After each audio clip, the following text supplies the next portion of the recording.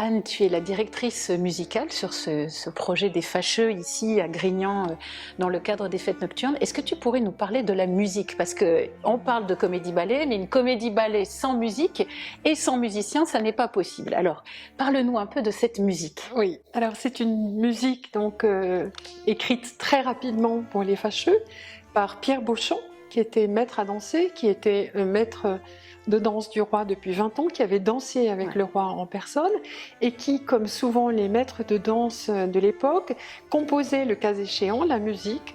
des ballets. La collaboration entre Molière et Lully n'avait pas commencé, mais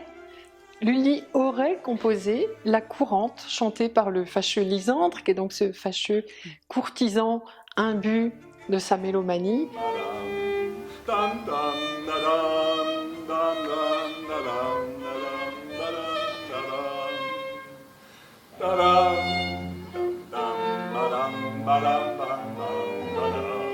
La musique des Fâcheux a été composée pour un orchestre à 5 parties, un orchestre de violon, la grande bande des violons du roi, donc 24 instrumentistes,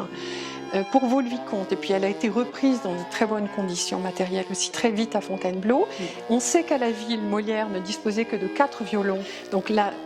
partition n'était déjà plus tout à fait la même. Et nous avons dû, avec 3 musiciens, faire ce qu'on appelle une réduction, c'est-à-dire réduire la polyphonie de 5 voix à 3, non pas seulement en coupant des voix intermédiaires, mais en s'arrangeant pour que la dimension polyphonique, la dynamique propre à la polyphonie, soit conservée dans 3 parties qui sont donc la partie de violon qu'on ne pouvait absolument pas retirer, la partie de basse de violon, le soutien, la basse continue qui est absolument indispensable aussi, et la deuxième voix supérieure qui est parfois un petit peu réécrite pour tenir compte de ce qui n'est plus.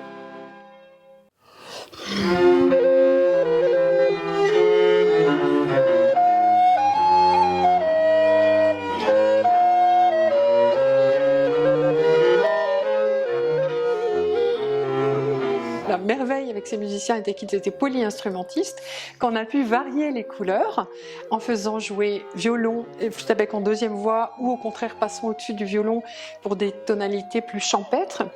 et puis en utilisant aussi le basson pour la basse continue qui est très sonore, qui sonne très très bien en extérieur, et ce ne sont pas donc des conditions historiques, ce n'est pas de l'archéologie musicale du tout, c'est une proposition artistique.